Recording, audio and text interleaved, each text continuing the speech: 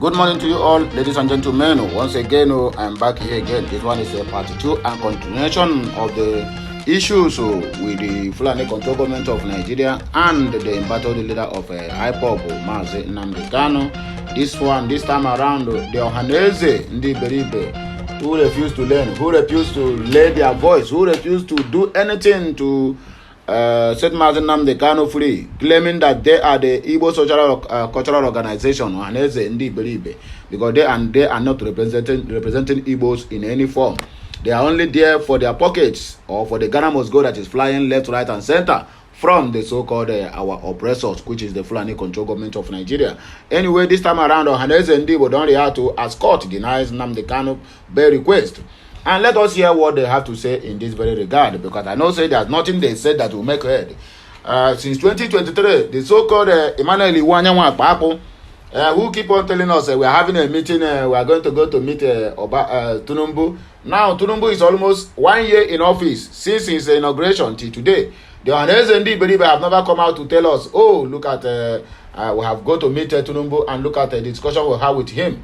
The issue in this Mazi Nnamdi Kanu is that everybody is minding their business. They don't even care.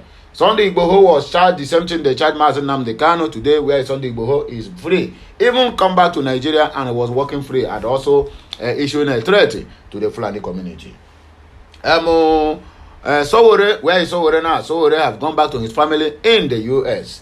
The same treasonable felony and terrorism that they charge Mazi Nnamdi Kanu is what they charge all those ones. To the extent that they reach a court and the federal government refused to show up. The next one we hear is that the federal government said they are no more interested in continuing the trial. Can you imagine that? After 5 good years, since 2019. Then in case of Mazi Nnamdi Kanu, the Igbo leaders who supposed to go to speak for the young man is even busy going to Abuja collecting money. And they even telling the so-called zoo to continue holding Mazi Nnamdi Kanu, because when Mazi Nnamdi Kanu is out, it's going to spoil a lot of businesses for them. The insecurity in the southeast is being championed by our so-called political leaders. The likes of MNK, I keep calling these names, so that our ancestors will hear us and do what? And hasten to do what? To send them to their to Elohim. The likes of Atos and Ukpo, that one will never die well. That one, hey, I swear, Ogu go just strike and one day, he could just wake up, the man will just turn to ashes. What about Hopeless Uzodinjo, Nelson Wike, David Umahi, and many more, Rota Sokora Hausa? All of these people are the ones that said Mazi Nnamdi Kanu will not be released. And they are making money from the insecurity in our region. Anyway, my wonderful people, when you get this message, please like, share, comment, and make sure you subscribe to my channel for more interesting videos. So, other headlines we have here is Obasanjo reacts as Governor Alex Oti scraps life pension of former Abia governors and also their deputies. It has been signed into law, even including him himself. He will never have anything after leaving office. Because I cannot see the reason why somebody will thief the country, their state dry, still yet they are still collecting pensions. Life pension, no be say you get expired date. Life pension. And even if the dead do them part, their children and children will still they benefit from it, which is very, very nonsense. Anyway, my people, I beg go, and here we go to start our news. Igbo Social Cultural Organization, OHANAEZE NDI-AWUSA, has condemned the ruling of the Federal High Court in Abuja, which denied the bail request of the detained leader of the indigenous people of Biafra, IPOB Nnamdi Kanu. Bail, record that Justice Binta Iyako on the said date denied Kanu's bail application and ordered an accelerated hearing of the federal government's 7-count charge against the IPOB leader.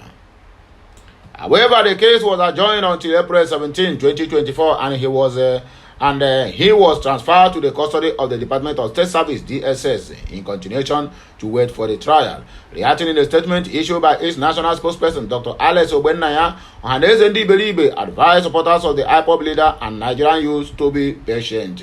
OHANAEZE also urged Kanu's followers to avoid any act that would lead to the destruction of life and property, saying the IPOB leader does not support arson or bloodshed in our region. The statement stated, according to them, the Federal High Court in Abuja deliberated on the case of son and brother Mazi Nnamdi Kanu, the Hamadike one of Igbo land. Thank God you know. Nigerian youth expected that he would be granted bail after spending several months and years in incarceration. This case has been adjourned to till April 17 of 2024. I wish to appeal to all Nigerian youths to exercise some patience and avoid any act that would lead to the destruction of life and property. Nnamdi Kanu has made it clear, or very clear, on many occasions that he will not support any act of arson or bloodshed in the land. We trust in the divine providence of Almighty God, and by the God's grace, Mazi Nnamdi Kanu will be free from incarceration very soon. I appeal to everyone to be patient. This one is the message where OHANAEZE is given to the Biafran agitators. Obasanjo don't come out to praise OT for the thing or for the decision where the old man, the young man, took in Abia State by scrapping anything that have to do with the life pensions of the past governors and their deputies. Former President Olusegun Obasanjo has lauded the Abia State Governor Alex Chioma Oti for signing the governors and deputy governors pension repeal law. Okute News reported that the law stops life pensions for former governors and deputy governors of the state. During a visit to Governor Oti on Friday in Mvose, Isialangwa South local government area, Obasanjo noted that it was the right decision and hoped other Nigerian governors would follow suit. They will not, my dear. They will not. They won't even try it. The former president told Oti that there is much work to be done in the state and should not be discouraged amid the criticism and abuses he received from people. He urged the Abia governor to remain diligent and to pay adequate attention to infrastructural development, adding that a good leadership and adequate infrastructure will serve as a huge incentive for them or for the people of Abians. He said, I saw the repeal of Abia pensions of former governors. You said to me that the pension scheme for former governors here is too outrageous, even when the state is borrowing to maintain their state. It allows them to have a house in Abuja and elsewhere, and it allows them to cut away with whatever they can. Hey, pension. Yet the pensions of ordinary people from 2014 are unpaid, and you came and said there will be an end to that rascality. Well, thank you very much for doing that for the people of Abia, according to Obasanjo. I congratulate you, and I hope that your colleagues will follow your footsteps. You have started well, but you should never be tried nor discouraged, because you will be abused and you will be called names. That is what Obasanjo and the advice he gave to Alex Chioma Oti. If we have 1/3 of our states doing what should be done, this country will be a different country. And you are right, my dear OBJ. I have always maintained that if there is any zone in this country that could really give what I call regional development, it is the southeast, because you are almost monolithic in everything. In response, Oti noted that infrastructure remains a key determinant of a social economic growth, and the Abia state government was intentional about developing infrastructure, particularly in Aba, the industrial hub of the southeast and also industrial hub of Africa. He said in the last 9 months, we have completed and commissioned 10 roads in Aba, and at the moment, we have about 31 roads that are in different stages of construction and completion from Alex Chioma Oti. When another development, what Tinubu did when Obasanjo tried to bury me alive, Asari Dokubo cries out from his hiding. We are waiting for Asari Dokubo since to talk. His job people have been mutilated, killed, burned, and even their houses have been razed down by the military. Asari Dokubo that is threatening people with life ammunition, AK-47, AK-48, and 49 and 4010. Nobody hear him again. He went into hiding. I thought he said, now you get a job town, Abia country belongs to you. Why are you hiding? 70 years old man, they have left you behind. Former Niger Delta activist Mujahid Asari Dokubo has disclosed how Bola Ahmed Tinubu came to his rescue when he was in detention in the Department of State Service, DSS. He revealed that former President Olusegun Obasanjo wanted him to rot away in detention, but Tinubu saved him. Asari Dokubo stated that the incident occurred 17 years ago, Speaking via a Facebook Live, the Ijaw activist expressed his admiration for the incumbent president while reiterating his contempt for Obasanjo. He said when Obasanjo tried to bury him alive, Tinubu stood by him and took care of his needs and that of his family. Dokubo disclosed that this is the reason he can't leave Tinubu. You tell your job people to hold you responsible if Tinubu failed. Since then, nobody is hearing your voice again. No.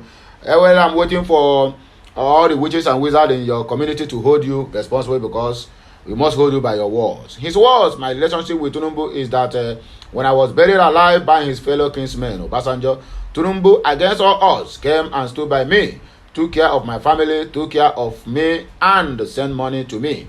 When I came out, he sent me on a medical trip and bought me my first car. When I came out of prison, I can't leave such a person. It is not mouth. Anybody who wants to take Governor Fubara's mandate will go down. According to Asare Dokubo, he's talking to Ijaw people. Meanwhile, Dokubo has said the people of Rivers State will not allow anyone to take the mandate given to Governor Similaye Fubara. Okute News report that Dokubo stated this during a recent Facebook Live. The Ijaw nationalist said although he antagonized Fubara and the People's Democratic Party (PDP) during the 2023 general elections, he would not support the actions of the Minister of the Federal Capital Territory (FCT) Nyesom Wike against the Rivers State Governor, who happens to be from Ijaw Nation. Dokubo warned that anybody who wants to take the mandate from Governor Fubara will go down. The 59-year-old also alleged that Fubara also connived with Wike to kill him during the election. He said, I was not a supporter of Sim. Sim was even my enemy. He conspired with Wike to say that I am killed. I am not dead. I am still working. But I told my friend, Bola Ahmed Tinubu, the truth. I said, you want to make Ijaw's enemy because of Wike? Okay, my hand no deal. I am an Ijaw man. There are two things that I cannot compromise on the surface of this earth. My Ijaw heritage and my Islam. Anybody who wants to take that mandate from Sim would go down. Because I know my Ijaw people. You know our capacity very well. It is no mouth.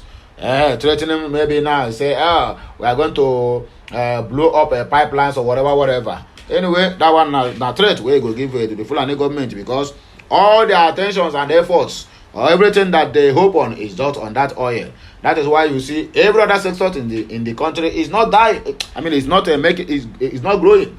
They keep on dying one after the other. We have a lot of mineral resources, but all attention focuses on the crude oil.